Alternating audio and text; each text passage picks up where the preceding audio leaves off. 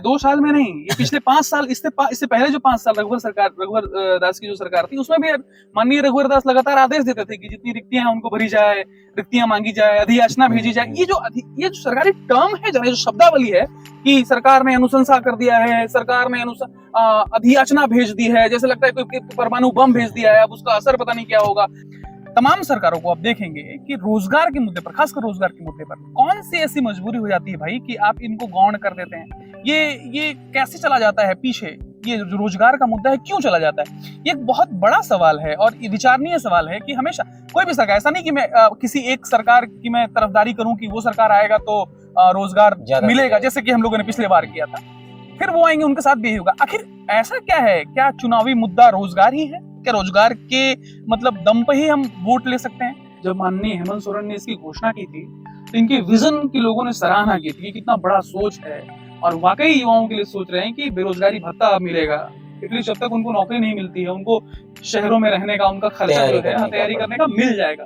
इस खर्चे के कारण बहुत सारे ऐसे विद्यार्थी हैं ग्रामीण क्षेत्रों के जो अछूते रह जाते हैं, जो आ नहीं पाते, जो तैयारी नहीं कर पाते, उनकी प्रतिभाएं कुंठित हो जाती हैं। तो वो सोचिए, और ऐसे ही नहीं, ऐसे बहुत सारे वादे जो हैं वो अभी पूरे होने हैं। हम तो आशान्वित हैं कि ये तमाम वादे आपके चरितार्थ हों। और क्या कहें कि जो युवा आक्रोश से भरा है, जो युवा सड़कों पर है, वो एक कम्युनिकेशन गैप के कारण रह गया हमारे आपके बीच में। आप हमसे अलग थोड़ी है माननीय मुख्यमंत्री साहब, आप तो हमारे बीच के हैं। आपके साथ हम लोगों ने आंदोलन किया है, आपकी बातों को सुना है, आपकी बातों पर भरोसा किया, एक बड़े भाई के नाते बड़े भाई की तरह आपको माना है। आप हमसे अलग नहीं है।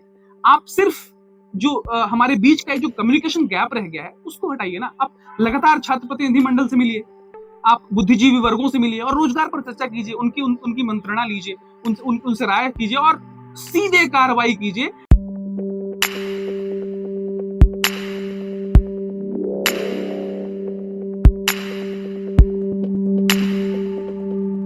द लोकतंत्र के इस स्पेशल सीरीज जिसका नाम है सवाल रोजगार, जहां हम हर सप्ते यानी सप्ते के बुधवार को एक नए मेहमान को बुलाते हैं जो रोजगार के सवाल के साथ बातचीत किया जाता है।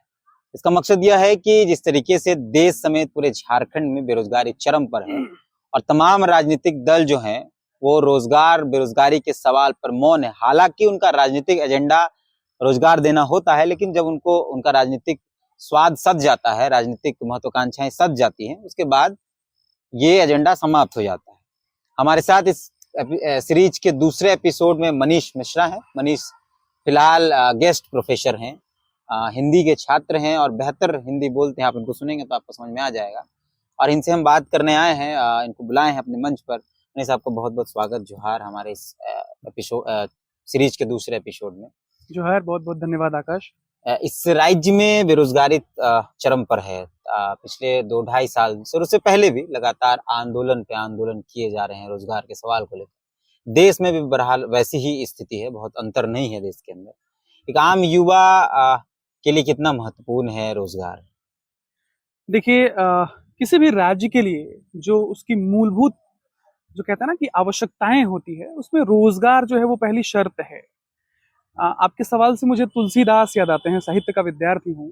तुलसीदास की एक पंक्ति उद्धृत करता हूँ कविता बली में। उन्होंने लिखा है, खेती न किसान को, भिखारी को न भीख बली, बनिक को बनिज न, चाकर को चाकरी, जीविका विहीन लोग सीध मान सोच, कहें एक एकन सो, कहाँ जाई का करी। कमोबेश वही स्थिति आज भी कि लोगों के पास आजीविका नहीं है, या है भी तो उन तक उनकी पहुंच नहीं है। तो ऐसे में एक बहुत बड़ा सवालिया निशान न सिर्फ सरकारी प्रणाली पर आता है, बल्कि पूरे लोकतंत्र पर एक गहरा काला जो सवालिया निशान है वो उभर जाता है। और ऐसे में जो बुद्धिजीवी वर्ग हैं उनकी अकुलाहट तो स्वाभाविक है। और ऐसे में आपका बहुत शुक्रिया कि आपने एक ऐसे सोच की परिकल्पना, एक ऐसे शो की परिकल्पना की जिसमें इस इतने महत्वपूर्ण मुद्दे को, जो शायद कहते हैं प्रकारांतर से चली आ रही बात है और धूमिल होती हुई बात है, उसको हवा देने का आपने काम किया है। आपका बहुत शुक्रिया। हम ये जानना चाहते हैं कि एक आम युवा जो है तो वो पढ़ लिख लेता है, क्योंकि जो भी बच्चे पढ़ते हैं या परिवार या माता पिता जो बच्चों को पढ़ाते हैं, इसी सपने के साथ पढ़ाते हैं कि रोजगार मिले, नौकरी करेगा मेरा बेटा। कोई यह सोच करने की डिग्री ले लेगा, घर बैठ जाएगा, ऐसा किसी के साथ नहीं होता। एक दो माँ बाप होंगे जो ये सोचते हैं कि ज्ञान प्राप्त कर लेगा, लेकिन ज्यादातर आबादी इसलिए पढ़ती है या पढ़ाया जाता है बच्चों को कि नौकरी मिले। तो रोजगार नहीं मिलता है तो उस वक्त उनके मन में, क्योंकि आप युवा हैं और आप भी कई बार जेपीएससी के मुद्दों पर सड़क पर रहे हैं, अभी जो प्रोटेस्ट चल रहा था प्रोफेसर्स का, उस पे आप सड़क पर रहे हैं, एक आम युवा कैसे सोचता है इसको? देखिए, हमारे समाज में क्या है कि जिस हिसाब से आजादी के बाद, थोड़ा पीछे चलते हैं, आजादी के बाद हमें विरासत के तौर पे क्या मिला? गरीबी, भूखमरी, लाचारी। ऐसे में जब देश आजाद हुआ, फिर लोगों में उत्कंठा जागी कि नहीं, जागरूकता आई कि पढ़ना चाहिए। तो फिर पढ़ने के साथ साथ एक मध्य वर्गीय समाज का जो विद्यार्थी होता है, उसके दिमाग में ये सपना लेकर पढ़ता है, ये सपना उसके दिमाग में हमेशा रहता है कि पढ़ के नौकरी लेना है, ज्ञान अर्जन करना, उच्च शिक्षा में जाना, वो सब सेकेंडरी मुद्दे हो जाते हैं। प्रारंभिक ये होता है कि उसे रोजगार लेना है, क्योंकि उसके पीछे एक पूरा परिवार होता है, उसके ऊपर एक नैतिक जिम्मेदारी होती है कि जिस स्थिति से वो आया उस स्थिति को बदले।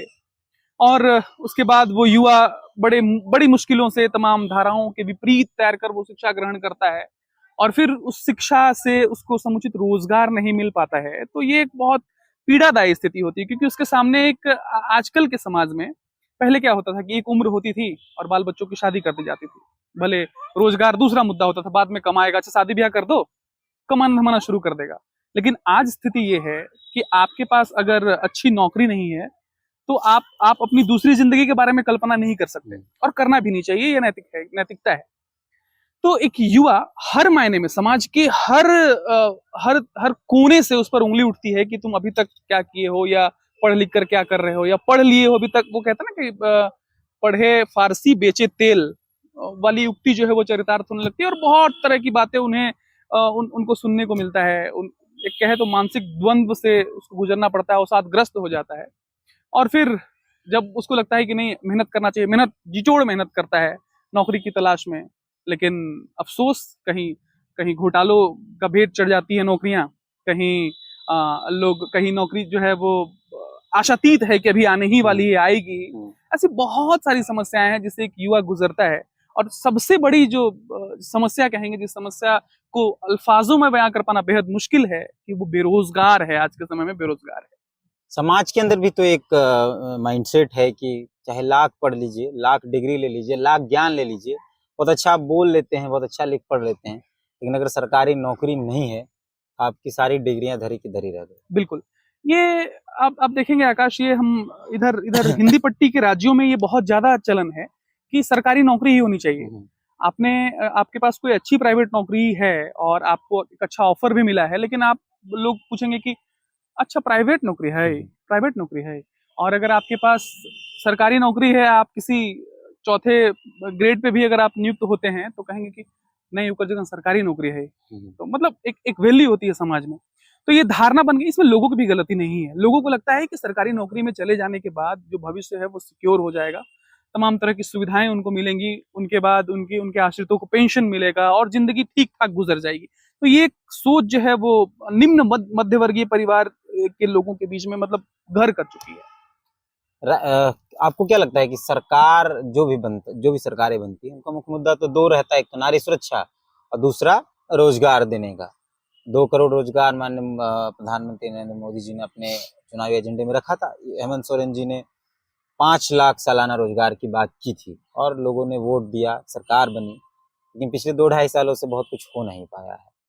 मुख्यमंत्री जब नेता प्रतिपक्ष थे तो उन्होंने अपने कई जो प्रचार तंत्र था उनका सोशल मीडिया, उसमें लिखते थे कि 5 लाख वैकेंसियां खाली हैं और उसमें बहाली नहीं हो रही है। तो इसको जब आप लोग, क्योंकि आप भी पिछले वर्ष रोजगार के मुद्दे पर प्रखर थे, इस वर्ष भी हैं, तो जब पिछला जो चुनावी एजेंडा देखते हैं और अभी उस पर कुछ हो नहीं पाया है, तो क्या चलता है?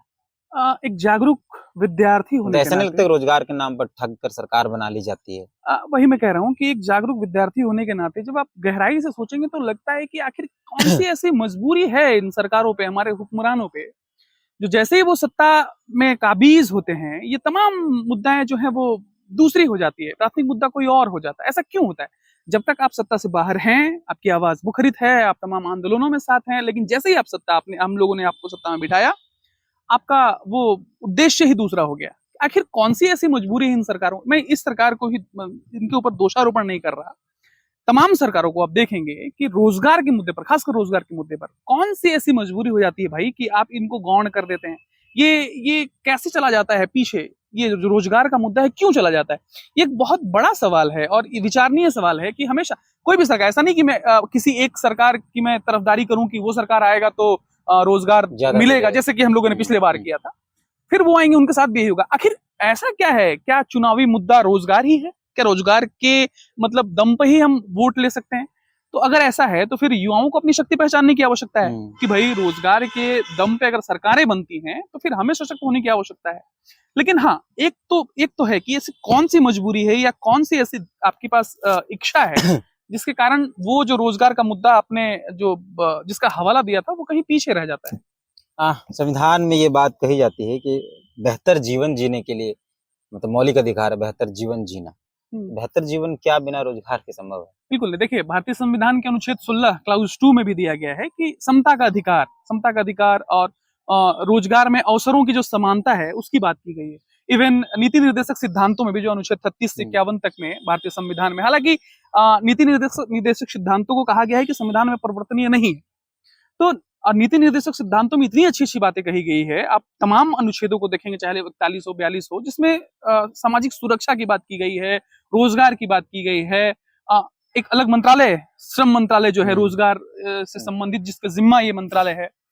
आप देखेंगे उनके डाटा को अगर आप देखेंगे निकाल के, तो आप पाएंगे कि कितनी सारी योजनाएं जो हैं वो सरकार बनाती है रोजगार से संबंधित, और कितनी योजनाएं जो हैं वो धरातल पर उतर पाती है। मैं केंद्र सरकार की ही बात नहीं कर रहा हूं, मैं राज्य सरकारों की भी बात कर रहा हूं कि आखिर इतनी सारी योजनाएं जो हैं, जिसके कोरे सपने हम देखते हैं, जिसके रंगीन प्रचार हम देखते हैं अखबारों में, वो योजनाएं आखिर जाती कहाँ हैं, कितने लोगों को उसका लाभ मिलता है? अगर ऐसा होता है, मैं तो ये कहता हूँ, एक सुझाव है मेरा एक सजग जागरूक नागरिक होने के नाते, कि जो भी योजनाएं बनती हैं सरकार के द्वारा, उसका ऑडिट का जो रिपोर्ट होता है ना, वो ऑडिट कितने समय में हो रहा है उसकी जानकारी, और क्या रिपोर्ट आया है इसकी जानकारी जनता के सामने होनी चाहिए। तब तो हम उसकी उत्पादकता को सिद्ध कर पाएंगे कि जो योजनाएं बनी वो वाकई धरातल पर कितना असरदार है, कितने लोगों को रोजगार मुहैया कर पाई, कितने लोगों का घर संवरा। आज के डेट में ना, आज के समय में सबसे बड़ा दान जो कहते हैं हम कि किसी को पैसे का दान दे दिए, किसी को कुछ हम दान कर दिए, जमीन दान कर दिए, लेकिन आज के समय में सबसे बड़ा अगर कोई दान है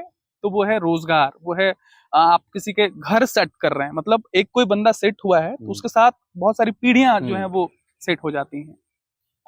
हम लोग कई लोगों से जब बात कर रहे थे तो कई लोग कहते हैं कि राजनीतिक दलों का जो चुनावी एजेंडा है रोजगार, उसको हटा देना चाहिए, उनको रखना ही नहीं चाहिए, क्योंकि उससे लोग जो युवा है वो लोभ जाता है और फिर वोट दे देता है और उसको ठगा हुआ महसूस करता है। क्या आप नहीं मानते? बिल्कुल, देखिए ये जो सोच होगी ये कुंठित युवाओं की होगी, जो युवा ठगे गए हैं, जो युवा लगातार देख रहे हैं, जिनकी उम्र जो है वो पार हो गई है या अवसादग्रस्त है, उनकी सोच, और सही भी है, कि आप रोजगार को छोड़ दीजिए, आपसे नहीं हो पाएगा।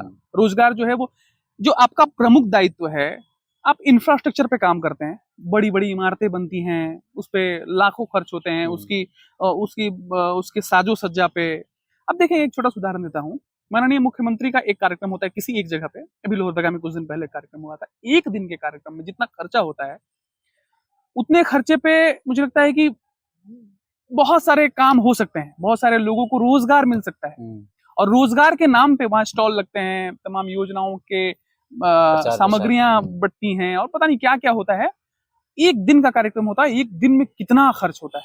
मैं ये नहीं कह रहा हूं कि वो खर्च अनावश्यक है, लेकिन क्या हमें इन तमाम चीजों पे बात नहीं की जानी चाहिए, करनी चाहिए? अभी जो पंजीयन कार्यालय है बेरोजगारों की जो कार्यालय, उस पे मतलब संख्या आप देख नहीं पाएंगे कितने लोगों ने उसमें निबंधन करा रखा है। क्यों? लोगों को उम्मीद थी, आपने कहा था कि जो बेरोजगार विद्यार्थी हैं उनको हम बेरोजगारी भत्ता देंगे, ग्रेजुएशन का कुछ कहा था आपने, पीजी का कुछ कहा था, वो पैसा हमने अखबारों में पढ़ा कि आया भी और शायद वो चला भी गया।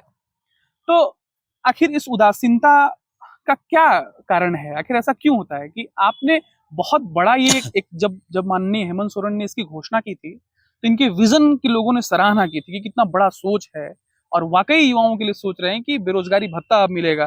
एटलीस्ट जब तक उनको नौकरी नहीं मिलती है, उनको शहरों में रहने का उनका खर्चा जो है तैयारी करने का मिल जाएगा। इस खर्चे के कारण बहुत सारे ऐसे विद्यार्थी हैं ग्रामीण क्षेत्रों के जो अछूते रह जाते हैं, जो आ नहीं पाते, जो तैयारी नहीं कर पाते, उनकी प्रतिभाएं कुंठित हो जाती हैं। तो वो सोचिए, और ये ऐसे ही नहीं, ऐसे बहुत सारे वादे जो हैं वो अभी पूरे होने हैं। हम तो आशान्वित हैं कि ये तमाम वादे आपके चरितार्थ हों, और क्या कहें। 2.5 साल हो गए और 2.5 साल बिल्कुल। बाकी। अब 2.5 साल हो गए मत कहिए, अब 2.5 साल बाकी है कहीं। और फिर 2.5 साल के बाद क्या होना है ये तो ईश्वर जानता है कि चुनाव 2.5 से साल पहले तो नीति निर्धारण पर बात नहीं होती है, सिर्फ ये कहा जाता है कि भाई देंगे, आएंगे और देंगे, आएंगे और देंगे। लेकिन यहाँ आने के बाद फिर नीतियां देख रहे हैं, पढ़ा जा रहा है, ड्राफ्ट तैयार हो रहा है, पढ़ रहे हैं, मामला कोर्ट में है, यहाँ है, वहाँ है। ये तो स्पष्ट पता चलता है कि ठगने की परंपरा जो राजनीतिक दलों द्वारा शुरू की गई है वो चालू है। तो एक बात कहूं आकाश की, जो ठगने की परंपरा अगर उनके द्वारा शुरू की गई है तो इस परंपरा को भोगने वाले हम हैं, और इस परंपरा को अपनी भावी पीढ़ियों के मस्तिष्क में भरने का काम हम करते हैं। क्यों हम करते हैं भाई? जब लगातार हम ठगे जा रहे हैं, वर्षों से ठगते आ रहे हैं, तो आप क्यों नहीं समझते हैं? अब तो समझने की बारी है। अब तो समझिए कि क्या हो रहा है, आपके साथ यही हो रहा है। अब भावी पीढ़ियों को मूर्ख बनने के लिए क्यों स्वतंत्रता देते हैं उनको कि आप भी वही काम करें जो आप कर रहे हैं? क्यों नहीं? एक तो बदलाव होनी चाहिए, कहीं ना कहीं से वो बदलाव तो होनी चाहिए।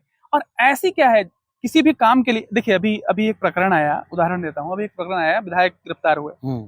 एक एफआईआर के लिए लोग कितने भटकते हैं। यहाँ 0 एफआईआर होता है, तुरंत से होता है, तुरंत से कार्रवाई होता है। तो क्या रोजगार के मुद्दे पे कुछ ऐसा नहीं हो सकता? आपके पास एक्सपर्ट पैनल्स की कमी है क्या? आपके पास विद्वानों की कमी है क्या?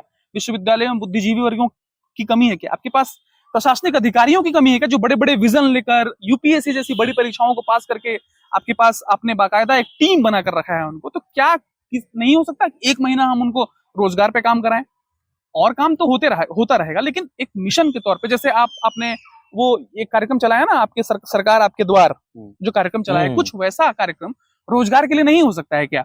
कि आपकी सरकार रोजगार पे कहीं बैठ के बात करे, लोगों से उनकी मंशा जाने, और जो भी कमियां रह जाती हैं, जो सरकारी मशीनरीज में जो कमियां हैं, या फिर जो आप कहते हैं कि फाइल बन रहा है या पढ़ रहे हैं, लोगों को पढ़ने दीजिए भाई। 1 महीना पढ़ेंगे, समय दे दीजिए कि चलिए 1 महीने हम अब जो पढ़ना है पढ़िए, जो नीतियां पढ़नी है, जहां जाना है, जहां से सीखनी है, जहां की नीतियां अडॉप्ट करनी है कीजिए, और फिर इंप्लीमेंट कीजिए। लेकिन इसके लिए इच्छा शक्ति होनी चाहिए। तो हर चुनाव में तो मुख्यमंत्री कहते हैं कि सारी रिक्त जो पद हैं उनको भरने का आदेश दे दिया गया। लेकिन अभी जो मोराबादी में 15 अगस्त का जो कार्यक्रम हुआ, उसमें ही मुख्यमंत्री महोदय ने ये कहा कि जितने खाली पद हैं सबको भरने का आदेश दे दिया गया है। और पिछले 2 साल में ये आदेश दिया ही जा रहा है। पिछले 2 साल में नहीं, ये पिछले 5 साल, इससे पहले जो 5 साल रघुवर दास की जो सरकार थी, उसमें भी माननीय रघुवर दास लगातार आदेश देते थे कि जितनी रिक्तियां हैं उनको भरी जाए, रिक्तियां मांगी जाए, अधियाचना भेजी जाए। ये जो सरकारी टर्म है, जो शब्दावली है कि सरकार ने अनुशंसा कर दिया है, सरकार ने अधियाचना भेज दी है, जैसे लगता है कोई परमाणु बम भेज दिया है, अब उसका असर पता नहीं क्या होगा। सरकार की कार्रवाई की जा रही है, रिपोर्ट बनाई जा रही है, नीतियां पढ़ी जा रही है, लोग बाहर समिति गठन हो गया। ये जो शब्दावली है ना, यही शब्दावली ने सरकार को थोड़ा स्लो कर रखा है, उसके सिस्टम को थोड़ा स्लो कर रखा है। उनकी चेतना की बैटरी को चार्ज करने के लिए चाहिए कि ऐसी शब्दावलियों से दरकिनार करे। ऐसी सरकार चाहिए, ऐसे लोग चाहिए सरकारी तंत्र में जो ऐसी शब्दावली का प्रयोग नहीं चाहिए साहब। हम ऐसी सरकार, मतलब ऐसी शब्दावली, आप डायरेक्ट एक्शन कहते हैं ना, प्रत्यक्ष कार्यवाही। इतिहास साक्षी है कि भारत में जब भारत गुलाम था तब प्रत्यक्ष कार्यवाही दिवस बनाया गया था, है ना? तो क्यों नहीं आप रोजगार के मुद्दे पे एक प्रत्यक्ष कार्यवाही दिवस मनाते? प्रत्यक्ष कार्यवाही दिवस कि हम अब डायरेक्ट एक्शन पे आएंगे, अब कोई बातें नहीं होगी, अब काम होगा। क्यों नहीं आप काम करते रोजगार पे? अब कोई बात, अब आप बात मत कीजिए, आप कुछ मत कीजिए, आप सिर्फ काम कीजिए। आप हमें नहीं चाहिए वो शब्दावली, बड़े शब्दावली। लेकिन प्रचार प्रसार में समय चल जा रहा है, काम कहाँ हो रहा है? अच्छा, आपने प्रचार प्रसार कर दिया भाई, अब आपके पास आप वो भी कीजिए ना, चलिए हम आपको छोड़ देते हैं। आप 1 महीना सिर्फ प्रचार कीजिए, कुछ काम मत कीजिए।